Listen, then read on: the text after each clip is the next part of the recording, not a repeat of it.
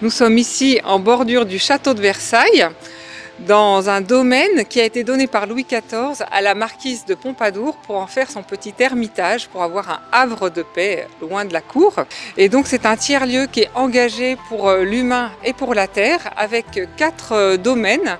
Un domaine social, on accueille ici en résidence entre 20 et 30 personnes pour les remettre debout dans leur vie et qu'ils puissent devenir acteurs dans la société. Un domaine de formation, dans le sens de formation-transformation, pour apprendre à vivre sa vie, être bien dans ses baskets. Tout un domaine autour de la transition écologique, où le lieu, lui, fait sa rénovation énergétique, sa transition écologique, on mange plus végétarien. Et il y a plein d'actions de sensibilisation et bientôt des actions de formation sur des plus longues périodes, des ouvertures à des séminaires pour venir goûter cette cohérence qui peut se vivre ici. Et puis tout un pôle de vie spirituelle. Ce qu'on met derrière vie spirituelle, c'est cette ouverture intérieure, cette capacité à relire sa vie pour en découvrir le fil. Et puis plusieurs parmi nous sont chrétiens et c'est un lieu d'ancrage, de partage, de célébration pour goûter la joie de la vie et puis passer les épreuves ensemble aussi.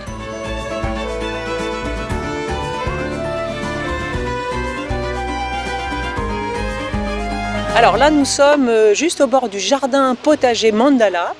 Mandala parce que c'est un jardin potager qui a été créé en rond.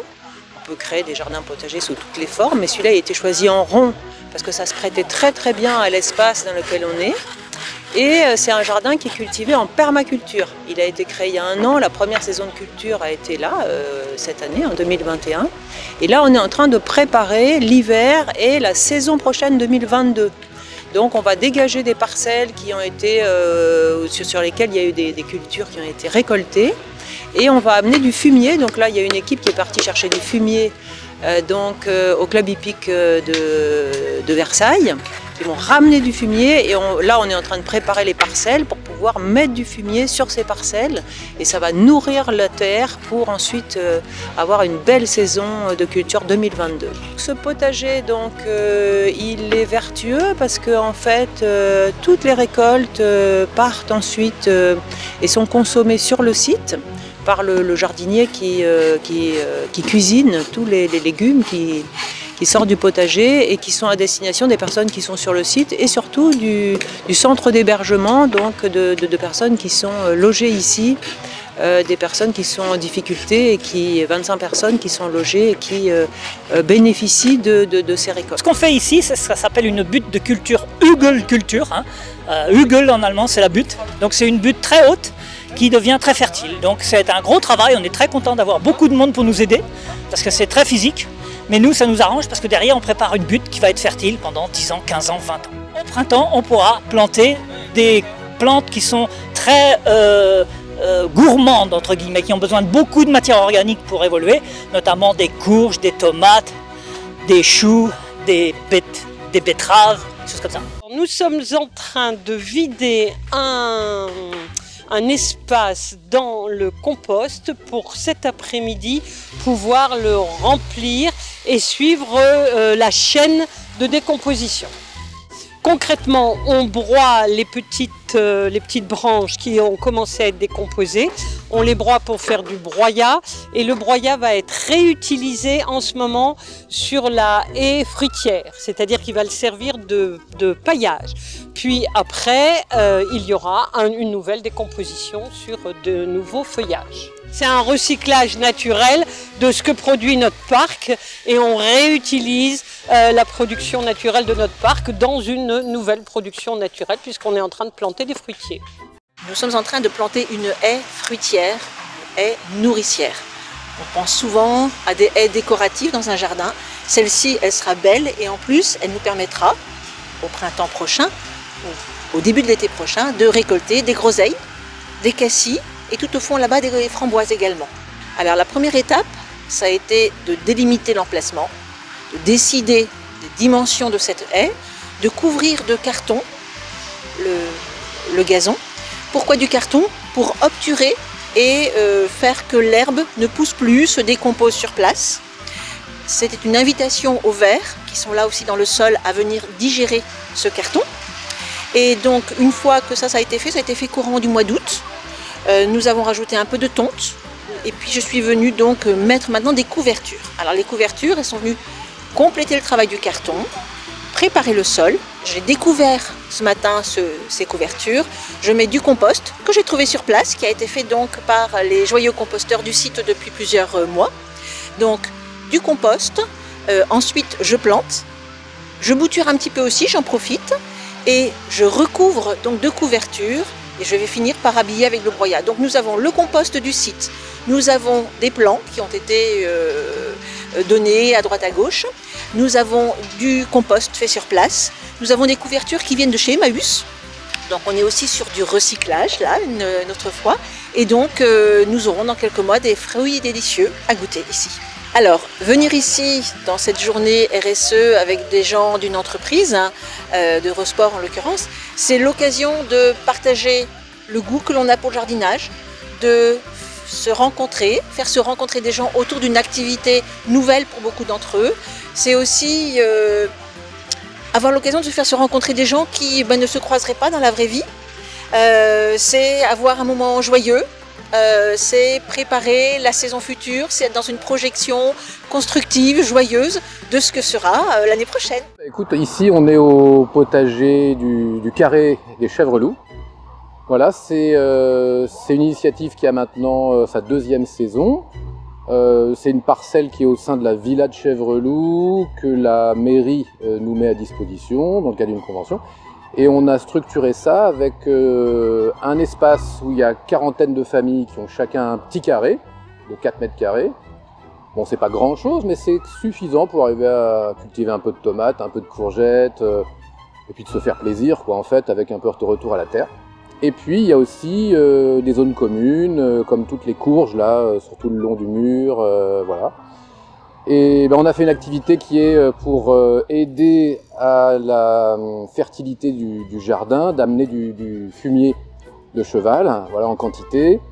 Alors nous, on va pas le répandre directement sur les cultures, on va le faire maturer ou dans un composteur en fait, hein, pour le récupérer sous forme compostée d'ici la fin de l'hiver, quoi. Il sera disponible au moment où on va planter les nouvelles cultures de printemps prochain, quoi. Je désherbe, j'enlève les herbes qui sont dans les allées pour que ce soit plus joli. Le travail physique, ça fait du bien, c'est bon pour la santé, mais en même temps c'est la convivialité, parce qu'on sait qu'on est reconnu et on travaille ensemble. Et un jour, je faisais un atelier avec Renaud, et Renaud m'a dit je vais faire passer un chemin par ici. Et je lui réponds, tu ne voudrais pas le faire passer plutôt par là, ça permettra d'entasser du bois. Il a commencé par dire non, puis après il s'est ravisé, il a dit bon, puisque tu l'as dit, on va le faire là où tu l'as demandé. Et quand les ateliers se terminent, on fait toujours le point, on explique comment on a vécu les choses. Alors moi j'ai dit mais je suis très contente parce qu'on a tenu compte de mon avis. Il y a plusieurs années j'ai fait une dépression et ce qui me faisait mal, c'est qu'on n'entendait jamais ce que je disais, on ne tenait jamais compte de mon avis. Et Renaud a dit « Ah, moi je suis touchée de ce que tu dis parce que autrefois j'imposais ma volonté aux autres et je m'aperçois que je ne le fais plus. » Et à mon tour, j'ai été touchée parce que je me suis dit « Mais c'est extraordinaire qu'on puisse changer à ce point-là parce que Renaud, il est à l'écoute. J'aurais jamais imaginé Renaud en train d'imposer sa volonté et c'est un encouragement de savoir qu'on peut changer si on veut. » On est une petite équipe, donc de 3. On prépare des produits ménagers pour Enico, qui fait le ménage à Fondatio. On lui a préparé déjà du nettoyant WC, du nettoyant surface avec du vinaigre, du savon noir. On lui a préparé de la crème à récurer. Et là, on en est à l'étape où on va fabriquer des éponges à base de chaussettes usagées. On appelle ça des tawashi. Donc on tisse des tawashi. Donc en fait, Enico, elle utilise des produits industriels qui ne sont pas non plus éco-labellisés, donc qui ont une certaine dangerosité à la fois pour la santé et puis pour l'environnement. Là, on fait des produits d'entretien avec des produits naturels biodégradables qui sont plus inoffensifs, qui sont inoffensifs pour sa santé et pour l'environnement. Et on essaye aussi au maximum d'acheter les produits de base en vrac, ce qui fait qu'on utilise moins d'emballage et donc on met moins de bouteilles plastiques au recyclage. On est sur un atelier palette, donc recyclage de palettes. Et là, on est en train de faire des parkings à vélo, tout simplement, avec des palettes qui étaient disponibles sur le lieu. Donc on va pouvoir équiper le lieu, en tous les cas, pour que les gens puissent garer leur vélo, tout simplement. Et l'intérêt, c'est d'utiliser des ressources qui sont aujourd'hui à notre disposition et qu'on a tendance à jeter, alors qu'en fait, c'est du bois, et du bois, on en manque. Donc l'intérêt, c'est que rien ne se perd, tout se transforme. On fait du petit travail, du travail de précision. C'est de la menuiserie, des menues choses, et on change des carreaux. Il y a beaucoup de carreaux sur le site, beaucoup de vitres. On est bien content de donner l'image d'un site qui est vivant et qui a des belles vitres à proposer. Il y a beaucoup de vitres sur le site, effectivement c'est le signe du temps qui passe, et puis le site est le signe d'un site qui est mis à niveau, qui est aussi maintenu, qu'on essaie de laisser en bon ordre. C'est des carreaux qui viennent juste d'à côté, il a fallu tout tailler au millimètre près, ça vient de la miroiterie qui est juste de l'autre côté de la rue.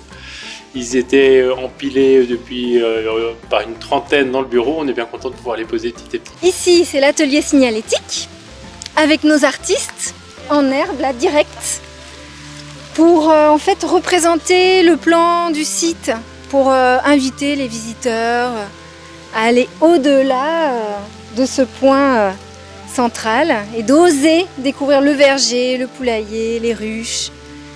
Donc les bâtiments sont dessinés par nos artistes en noir et blanc. Et après, ça pourra être agradé, bonifié. Mais voilà l'intention de cette journée. Ce matin, il y avait 2 personnes qui préféraient passer par-dessus les coups de crayon que j'avais commencé. Ça les guidait. Alors que cet après-midi, il y a plus une envie d'aller dessiner direct. C'est pour ça que sont apparus les poules, les seins d'abeilles. Donc c'est génial d'accueillir les énergies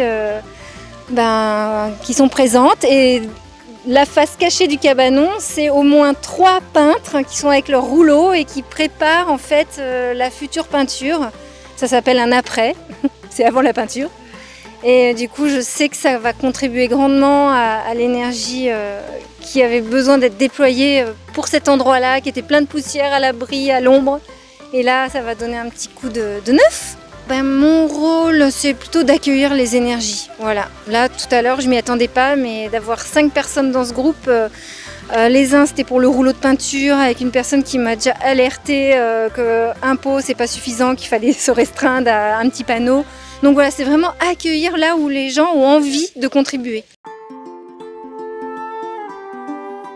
Ce qui est chouette, c'est qu'on a des partenariats avec d'autres associations dans la ville, Versailles Zéro Déchet, les colibris qui s'appellent les Pousses de Versailles. Et donc on peut créer des aventures pour chacun. Puis on invite aussi les entreprises par équipe à venir faire des séminaires pour se sentir bien dans un lieu cohérent qui donne à penser la vie, l'avenir et qui fait du bien rien que d'être sur place.